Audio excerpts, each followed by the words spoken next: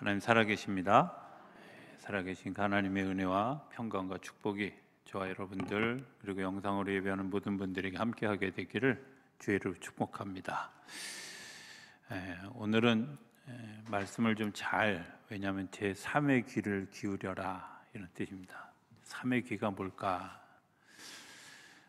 사람들에게 있어서, 특별히 아이들에게 있어서 자기를 성장하게 하는데 가장 중요한 게 뭐냐면 말이에요. 애들이 말이 많죠. 죄송합니다. 여러분들이 애 키워본 지 하도 오래돼가지고 애들이 말이 많죠. 질문도 많죠. 그죠? 근데 그 말을 만약에 통제하거나 제어하면 아이들의 이제 이 창의력과 또 영적인 건강함과 그리고 정서적인 안정감이 무너져요. 그러니까 아이들은 말을 많이 할 때 사실은 건강해지는 거예요. 근데 이제 그 말을 많이 하는 것과 이제 소위 버릇없는 것과 이런 것들의 이제 중간 구분선을 우리가 잘 찾지 못한 것 때문에 아이들에게 건강하지 못한 자화상을 가지게 하는 그런 일들이 많이 일어나죠. 애들이 이제 어렸을 때는 말을 좀 하다가 사춘기 접어들면서부터는 집에 오면 말이 짧아지죠. 네, 아니요, 싫어, 좋아, 뭐 이런 거. 그리고는 자기 방에 틀어박혀가지고 친구하고 전화로 얘기할 때는 막 3시간도 좋고 4시간도 좋고 이러잖아. 우리 집만 그런가 보군요. 그렇잖아요. 근데 자녀들하고 정말 대화가 잘 되고 있는가, 커뮤니케이션이 잘 되고 있는가, 오늘 좀 그런 얘기 좀 하려고 그러는 거예요. 잘 되고 있으신가요? 잘 되고 있다면 굉장히 건강한 가정입니다. 그리고 모범적인 엄마 아빠를 가지고 살아가는 사람들이라고 생각이 되어져요. 대화가 뭔가, 대화가 아닌 것부터 제가 좀 얘기를 하겠습니다. 이런 거는 대화가 아닙니다. 첫 번째는 논리적으로 따지면서 말하는 토론. 이건 대화라고 얘기하지 않습니다. 이게 맞아, 틀려 그러면서 막 논쟁을 벌이는 일들이요, 이거는 가정에서 하는 대화 아니에요. 두 번째, 일방적으로 가르치고 훈계하는 것도 대화가 아니에요. 자녀들하고 대화를 막는 가장 중요한 여러 가지 몇 가지 있는데 그 중에 하나가 뭐냐면 딱 들으면 바로 훈계하고 가르치려고 들죠. 그죠? 그렇게 표정 안 지으셔도, 표정 관리 안 하셔도 다 집에서 하는 거 다 드러나요. 제가 이렇게 보면 딱 들으면 얼마나 판단이 빠르겠어요. 그리고 야, 그건 성경에 없어, 뭐 원칙이 아니야, 어쩌고 저쩌고 이러면서 얼마나 막. 또 세 번째, 다른 사람들이 알아듣지 못하도록 의미 없이 중얼거리는 것도 대화가 아니에요. 애들이 막 불만이 이러잖아요. 이거 대화 아니에요. 그죠? 부모도 열받으면 근데 이거 방언이지 대화 아닙니다. 또 네 번째, 듣지 않고 자기만 말하는 것도 대화가 아닙니다. 어떤 사람들은 그냥 일장연설을 다 들어놓고는 오늘 대화가 풍성한 대화였다고. 특히 술 취한 아버지들이 자주 그러죠. 그죠? 여러분 죄송합니다. 여러분들 다른 술버릇이 계셨군요. 또 아무 관계도 없는 사람에 대한 비판, 가십을 말하는 것도 대화가 아닙니다. 청년들 사이에 뭐 연예인 이야기, 운동선수 이야기, 뭐 이런 얘기 하는 거, 그들이 서로를 이렇게 정보를 교환하는 그런 이야기 속에 다른 것이 섞여 들어가면 괜찮지만 그게 거기에서 끝난다면 그건 대화가 아닙니다. 또 자기 주장만 하는 것도 대화가 아니고요, 상대방의 관심을 고려하지 않고 일방적으로 말하는 것도 대화가 아닙니다.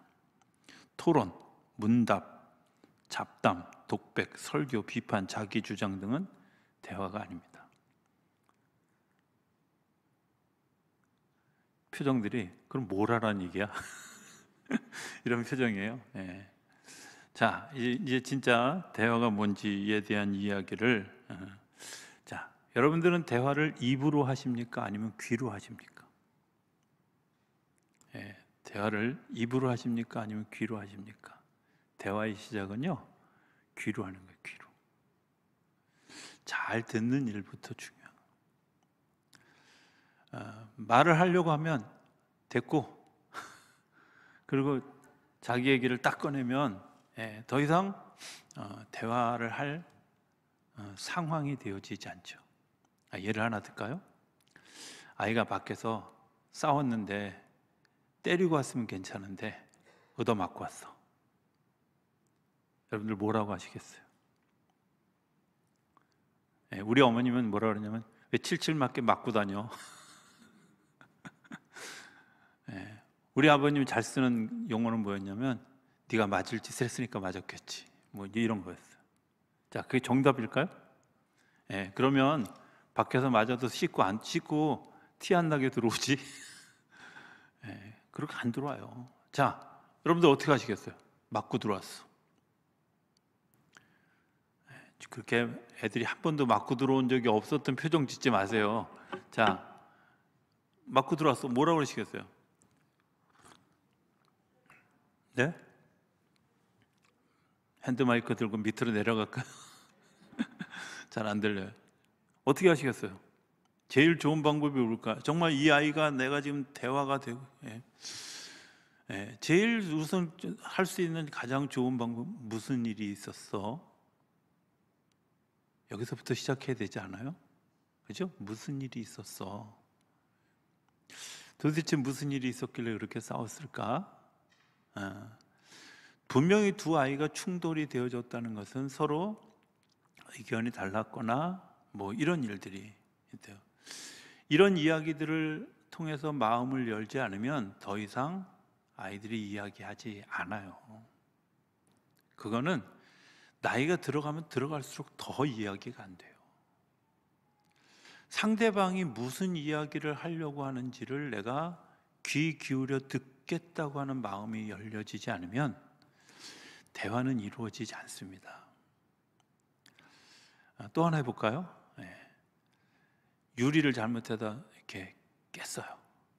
그러면 여러분들 보통의 경우는 저희 집의 경우는 우리 아버님 뭐라 그러시냐면 칠칠 맞게 덤벙댄다고.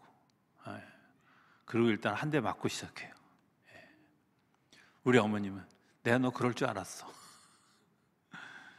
절대 모범답 아니에요. 얘기하고 싶은 마음이 없어지잖아요. 그렇죠? 자, 뭐라 그러는 게 제일 정답에 가까울까요? 정답에 가까워. 여러분들은 이럴 때 어떻게 얘기하면 마음에 내가 공감이 돼서 더 이야기를 하고 싶은 마음이 생길까요? 그죠? 다치지 않았냐? 야, 나는 저 깨진 유리보다 네가 더 소중해. 그렇잖아요.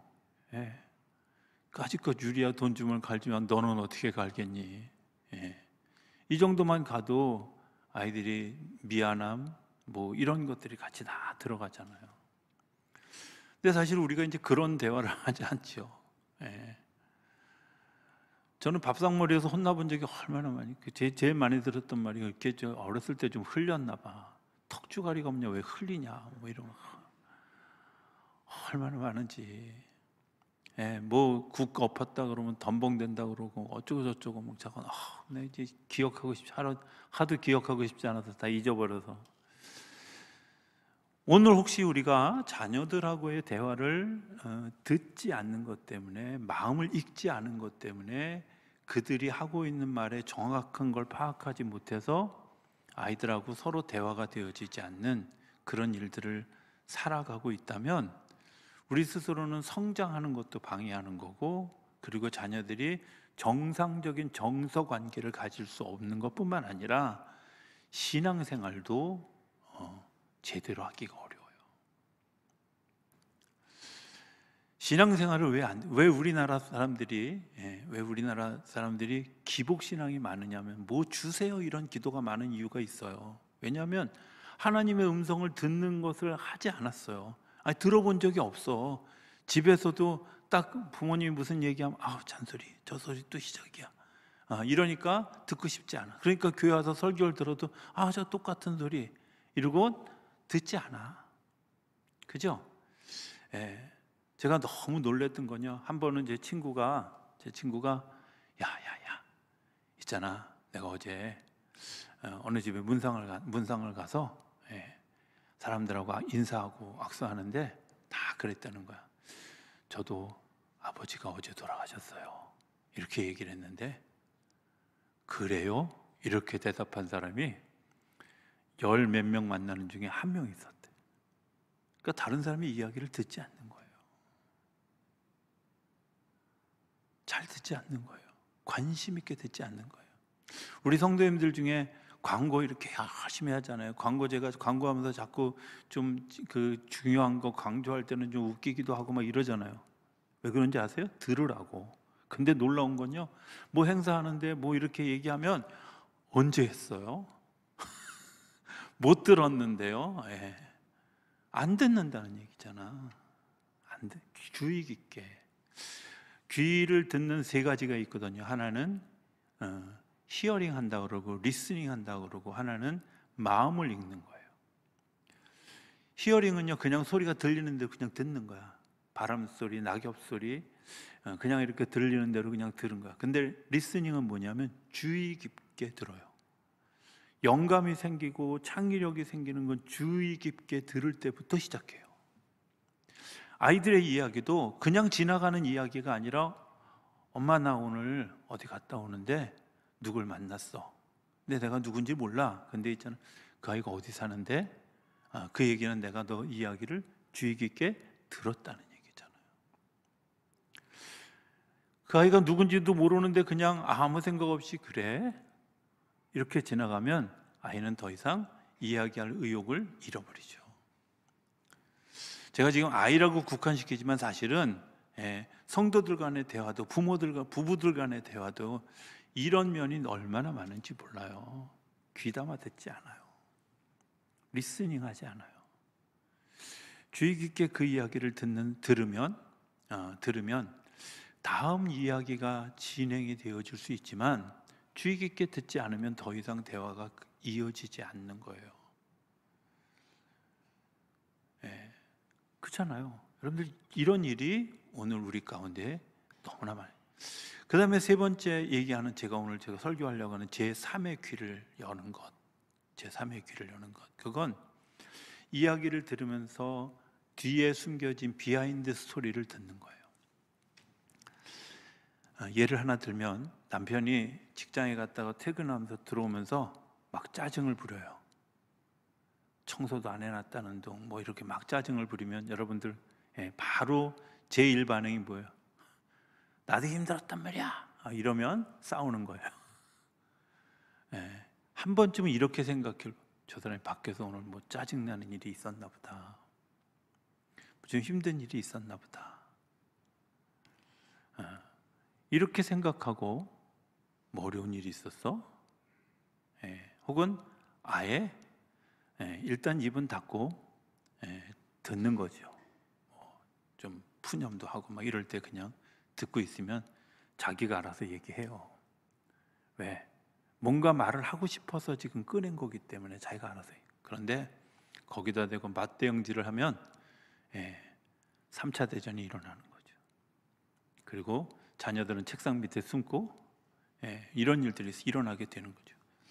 여러분들, 오늘 우리가 귀 기울여 듣지 않은 것 때문에 일어나는 수많은 일들, 그리고 제3의 귀, 이 뒤에 무슨 이야기를 하고 싶은 건지, 지금 내가 이 사람의 감정이 어떤 건지, 이 사람의 마음이 어떤 건지 이거 모른단 말이에요.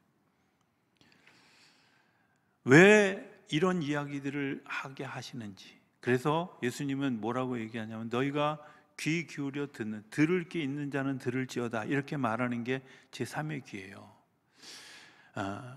분명히 예수님 무슨 이야기를 하고 있는데 그 이야기가 뭔지 몰라.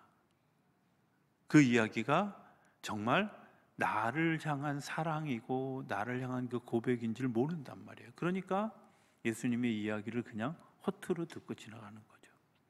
성경을 잘 보면 예수님이 굉장히 귀 기울여 듣는 장면이 여러 번 나와요. 특히 군중 속에 있는 사람들 중에 사람들이 소리 지르는 이야기에 대해서 주님이 귀를 기울이는데, 성경을 잘 보면 이렇게 표현해요. 가던 길을 멈추고, 가던 길을 멈추고. 12의 혈루증 앓는 여인의 그 옷자락을 잡은 사건이 있을 때 예수님이 하셨던 일이 뭐예요? 가던 길을 멈췄어요.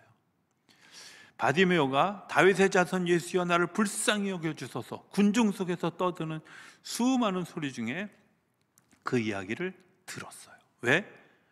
리스닝했고 그 다음에 귀 기울여 그의 절규를 들었기 때문에 그래요. 우리가 기도할 때 주님께서 우리의 기도를 들으시는 이유는 주님께서 제3의 귀를 기울여서 저 사람이 영적으로 힘들고 저 사람이 마음으로 힘들고 어려운 일들을 들으시는 거예요. 여러분들 시편이 되게 중요한 이유가 뭐냐면, 시편에는 굉장히 잔인한 기도가 많아요. 주님, 보복해 주십시오. 원수를 갚아 주십시오. 저를 쳐 죽여 주십시오. 뭐 이런 기도들이 얼마나 많아요. 야, 다윗이 사람이 참 독했나 보다. 그게 아니라 우리 안에도 그런 독함이 있어요. 그런데 그런 것들을 주님 앞에 털어놓을 수 있다는 말은 주님을 신뢰하기도 하고, 주님께서 내게 그렇게 고백할 때 나에게 들려주시는 이야기를 내가 들을 수 있는 마음의 문이 열려져 있는 거예요. 그런데 우리 속에 있는 감정들, 우리 속에 있는 생각들을 내가 열지 않으면 상대방의 이야기가 들리지 않는 거죠. 상대방의 이야기를 들을 수가 없어요. 전에 제가 한번 이야기한 적이 있는데요, 여러분들 사람이 이렇게 살다가 가까이 있는데 되게 막 크게 소리 지르고 떠들잖아요. 왜 그런지 아세요? 물리적 거리는 가까운데 마음의 거리가 먼 거야. 답답해서. 답답하니까 소리 지르는 거예요. 마음의 거리가 너무 멀어. 생각이 안 맞아. 여러분들이 이것 때문에 고함을 지르고 막 이런 소리를 높이고 하는 일들. 제가 보니까 우리나라 국회의원들은 굉장히 다 마음의 거리가 먼 것 같아요. 그죠? 마음의 거리가 먼 걸 확인 안 먼 것처럼 하려고 서로 멱살도 잡고 주먹질도 하고 그러는 거 보면, 마음의 거리가 멀어지면 소리가 커질 수밖에 없어요. 우리가 오늘 첫 번째 기억해야 될 거, 여러분들이 귀를 열어서 잘 듣고 있는 습관을 가지고 있는지 한번 점검해 보셔야 돼요. 잘 듣고 있는지. 저는 사실 설교자이기 때문에 말을 많이 하는 편이잖아요. 그렇죠? 그래서 사석에 가면 잘 말을 안 해요. 안 하려고 의도적으로 그래요. 제가 굉장히 말이 많고 수다스러운 편인 것 같아요. 제가 이렇게 봐도. 근데 가급적 말을 하지 않으려고 애를 써요.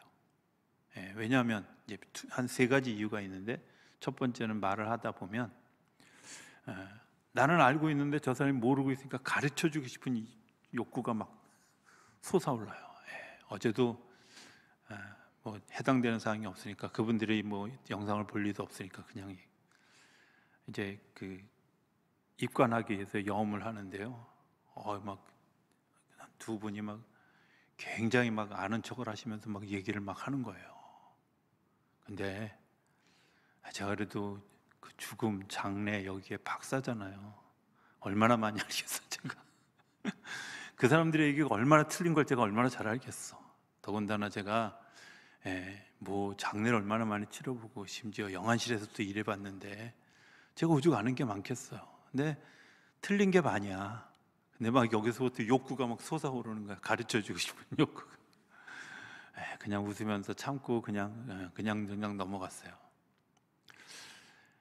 사실 생각해 보면 그렇게 이야기하면서 그분들이 진짜 가지고 있는 진짜 마음의 상태가 무엇일까 하는 것을 생각해 보면서 제가 이제 그 다음 행동들을 자제하게 된 이유 중에 하나. 뭔가 자기가 인생을 살았는데 지금 내가 슬프고 뭐 이런 것들, 그런데 그런 것들에 대해서 자기는 공감이 가지 않는 거죠. 왜?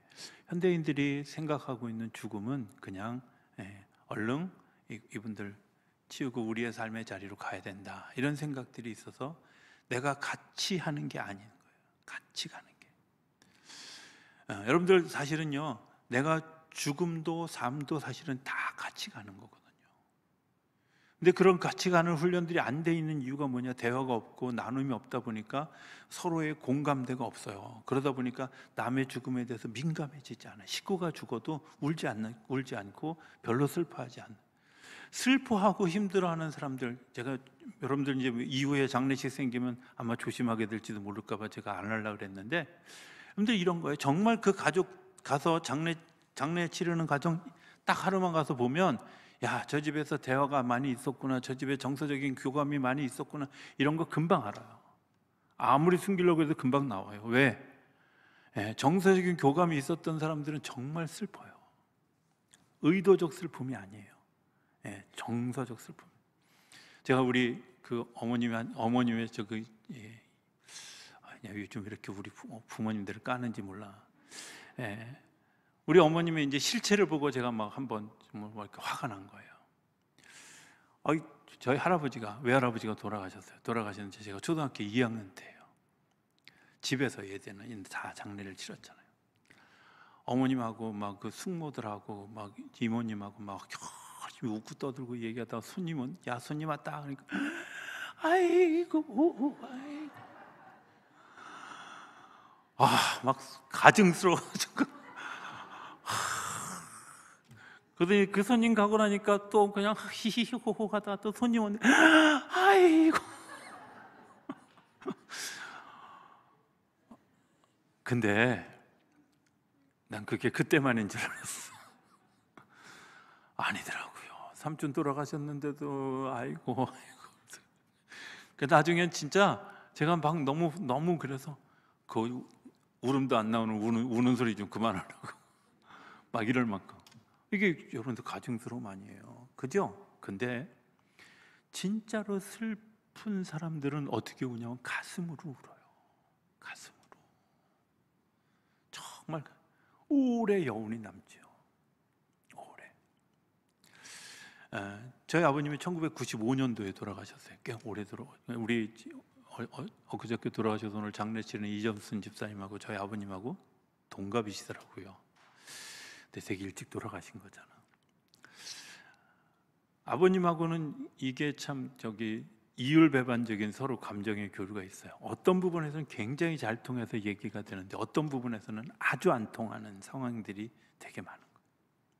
근데 지금도 가끔은 그분의 걸음걸이가 있는 그 사람이 이렇게, 제가 차를 타고 가다가 도로에 걷는 분이 아버님하고 비슷하게 걷네, 그러면 다소 이렇게 고개가 돌아가면서 누군지 확인해. 30년이 다 돼가잖아요. 근데도 가끔은 그 고향집에 있을 때 골목길에 들어가면서 그 걸음걸이, 행동 이런 것들이 보이면 보이잖아. 저는 그렇게 생각이 되어져요. 그런 거 보면 아버님하고 정서적인 교류가 그래도 있었구나. 그러면서 생각해 보면 이런 것들이에요. 내가 느끼고 있는 감정, 내가 느끼고 있는 생각, 이런 것들을 어떤 때는 솔직하게 표현할 줄 알게 했던 거예요. 들으셨던 거죠. 그거는 뭐 어그러질 때가 더 많지만 잠깐 그래도 부분적으로 그런 교류들이 정말 중요한 것, 생각, 내가 마음을 품고 있는 거, 이런 것들을 가지고 이제 교제하고 대화할 수 있는 일들이 일어나야 진짜 대화가 이루어지는. 제가 이제 우리 아이들을 다 야구장 데려가는 걸 되게 좋아했어요. 왜냐하면 제가 야구를 좋아하기도 했지만 야구장 가면 일단 3시간은 저랑 앉아서 얘기해야 되잖아요. 강제 데이트예요. 그러니까 뭐 지금은 가끔 애들 이렇게 선별해서 데려가요. 애들 좀 힘들어하면 야구장 가자. 그리고 뭐 한번 갔다 오면 제가 뭐 수억 깨지지만 그래도 오가면서 이야기하고 야구 보면서 얘기하고 뭐 이런저런 얘기하면서 서로 교감을 나누는 일들이 이제 가능한데, 처음에 이제 우리 막내를 데리고 야구장에 갔더니 제가 이제 놀랬던 건 그때가 중학생 이때쯤이었는데 그 야구장 가면 치어리더들이 있잖아요. 여러분들 표정 보니까 한 번도 안 보신 분들인 것 같아. 치어리더들인데 그 막 있잖아, 여자분들이 이렇게 뭐 옷을 잠깐 짧게 입고 이렇게 한 4-5명이 서서 막 그 이제 춤을 추면서 응원하는 일들을 하는데 얘는 가서 대놓고 이러고 봐. 근데 제가 정서가 이해가 안 갔어요. 왜냐하면 저희는 아버님이 그런 거 이렇게 보고 있으면 남자는 그런 거 보는 거 아니다, 뭐 윤리적으로 어쩌고 저쩌고 막 이런 잔소리를 하도 들어가지고 이 정서가 이해가 안 갔어요. 근데 제가 야, 어떻게 쟤는 대놓고 보냐? 이제 그랬더니 돌아온 대답이 더 웃겨요. 뭐라, 왜 보면 안 되는 거야? 보라고 저 사람들 춤추는 거 아니야? 이러는 거예요. 근데 제가 그때 순간적으로 내가 가지고 있는 생각, 내가 가지고 있는 마음이 굉장히 이렇게 뭐라 그럴까, 폐쇄되어져 있었구나 하는 생각을 하게 됐어요. 자기가 내가 느끼고 있는 감정을 솔직하게 이야기하고 그런 것들을 나눌 수 있는 일들을 사실은 어른들이 맡고 있다는 생각이 들지요. 이런 사람들의 음성을 이해하지 못하니까 하나님이 우리에게 말씀하시는 것도 우리가 잘 못 들어요. 그래서 설교를 들을 때 때로는 굉장히 제한되게 듣고 마음속에 오해하게 되고 힘들게 받아들여지지 않고, 그리고 그것 때문에 예수님이 바리새인들에게 얘기하는데 바리새인들은 늘 걸리면서 뭐라 하냐면 어떻게 하면 예수님을 넘어뜨릴까 고민하고 있는데, 여러분들 그거 대화 아니거든요. 예수님은 대화를 계속 거는데 바리새인들은 그걸 대화로 받아들여지지 않아요. 그리고 계속해서 예수님을 가르쳐, 안식일에 당신 이런 일을 하면 됩니까? 이렇게 하시면 됩니까? 이게 뭐 하는 겁니까? 따지듯이. 그리고 대화 아닌 거죠. 그러니까 주님의 마음을 알 수가 없는 거예요. 받아들일 수가 없는 거예요. 오늘 우리가 대화 아닌 이 대화들이 얼마나 많은지 몰라요. 저는 솔직히 설교할 때 그냥 이렇게 동그랗게 앉아서 우리 소그룹 성경 공부하듯이 앉아서 이런 얘기 저런 얘기 하면서 정말 하나님의 진리에 근접해 갔으면 좋겠다, 이런 생각이 들 때가 되게 많아요. 일방적으로 저 혼자 얘기하고 교인들은 그냥 다 들으면서, 글쎄 이런 설교 방식이 정말 초대교회는 그렇지 않았거든요.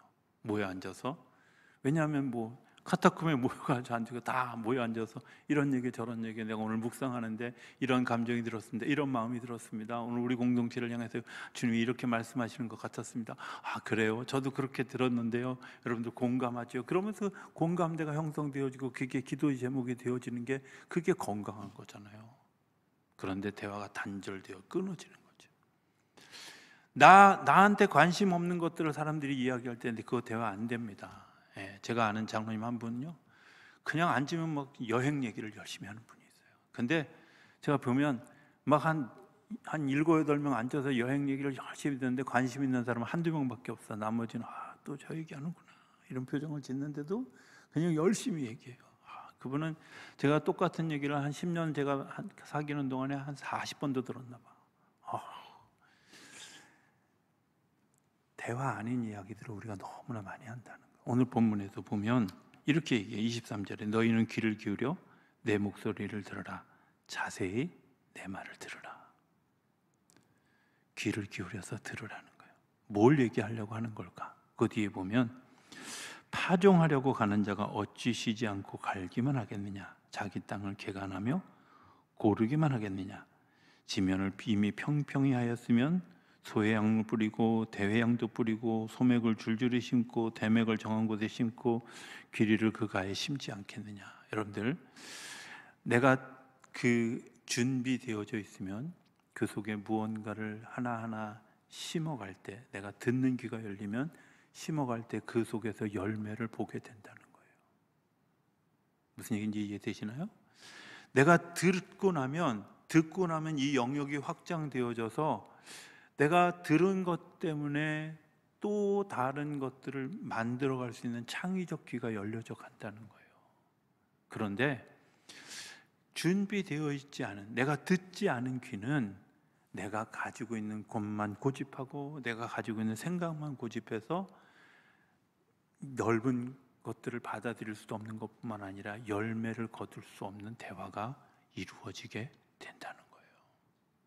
그래서 귀를 기울여 들으라는 거예요. 관심을 가지고 들으라. 성경에 깨어 있으라. 여러분들 깨어 있는 게 뭘까? 자다가 깨는 거, 여러분들 이건 그럴 수도 있죠. 그러나 더 중요한 깨어 있는 것은요, 내가 귀 기울여 듣고 지금 무엇을 얘기하는지 듣고, 그리고 그것에 대해서 내가 내 마음을 조심해서 움직여야 한다 하는 사실을 이야기하는 거예요. 그냥 깨어 있는 게 아니라, 잠자는 사람 깨는 게 아니라, 진짜 중요한 일들은 하나님이 오늘 우리에게 하나를 말씀하실 때 그 말씀을 들으면서 우리 속에서 또 다른 열매를 맺게 하시는 하나님이요. 그래서 로마서 10장은 우리에게 뭐라, 믿음은 들음에서 나는데 그 들음은 제3의 귀로 듣는 거예요. 주님의 말씀이 딱 들려졌을 때, 그래, 그 말씀을 통해서 내 삶에 이런 게 부딪혀 오는데 하나님이 이런 것들이 내가 어떻게 돌아서게 할까, 나를 어떻게 세워갈까, 이런 것들을, 때로는 자녀에게서 어떤 이야기를 들었는데 그 이야기를 들을 때 내 속에서 내가 아까 우리 한길이하고 얘기한 것처럼 그런 이야기를 들었을 때, 그래, 내가 폐쇄적이었구나, 내가 굉장히 스스로 죄를 짓지 않으려고, 죄의식을 가지지 않으려고 나를 이렇게 벽을 친 일들이 많아서 자유스럽지 않고 부자연스러운 그런 삶을 살겠구나, 그걸 내가 조심이라고 생각하고 살았구나, 이렇게 생각하는 일들이 우리 안에 너무나 많이 있죠. 예수 믿으면 자유로워지는 거예요. 그런데 자유로워지지 않는 이유는 듣지 않기 때문에, 들을 귀가 열려지지 않기 때문에 일어나는 일이죠. 잘 듣는 데서부터 대화가 시작됩니다. 그리고 이 들음을 제3의 귀는 내가 한 번쯤 다시 생각하고 반응할 필요가 있다는 겁니다. 다시 한번 내 속에서 들어와 이것이 재생산되어져서 대화하는 일들이 우리 안에 일어날 때 진정한 대화들이 오고 가고 성숙한 대화가 오고 가는 거죠. 저는 지난 주간에 우리 이제 이태원에서 일어났던 참사를 생각하면서 좀 다른 관점에서 제가 이런 일들을 글쎄요, 뭐 정말 가슴 아픈 일이고 너무 힘든 그런 일들입니다. 그런데 정말 이 땅의 청년들이 그런 곳이 아니면 자기의 그런 것들을 풀어갈 만한 곳이 없었을까? 저들을 그곳으로 내민 가정환경, 사회환경은 뭘까? 뭐 이런 생각을 하게 해요.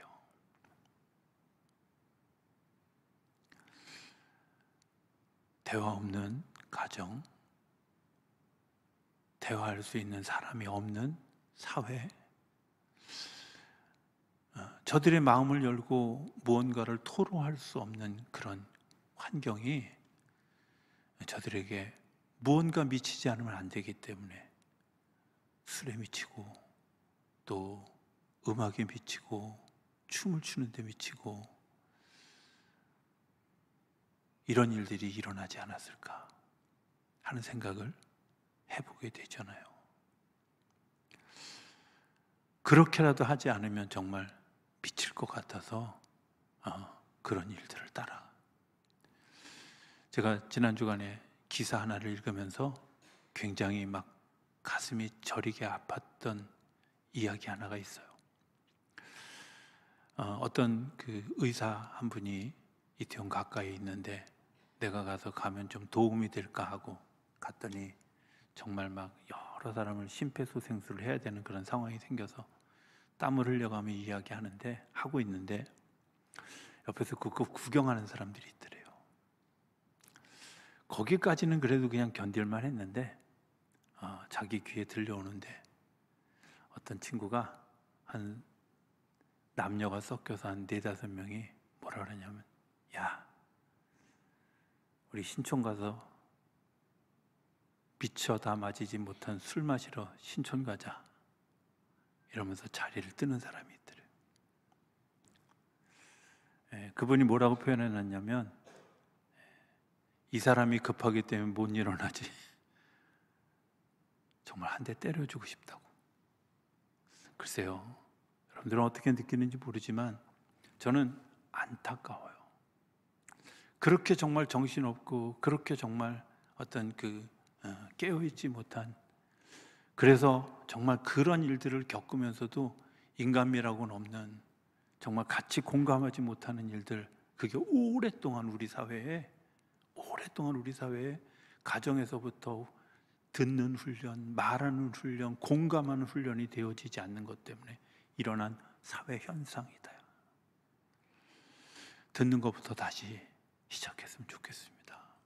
저는 여러분들이 그냥 히어링이 아니라 리스닝 할 수 있고, 좀 더 나아가서 정말 그 말이 뭘 의미하는지를 귀담아 들을 수 있는, 영적인 귀가 열려질 수 있는, 그래서 우리의 그 말 한마디가 얼마나 소중하고 힘이 있는데, 그 말이 상처 주는 말이 아니라, 아픔을 주는 말이 아니라 세워주는 말, 축복하는 말이 되어줄 수 있게 되길 바랍니다.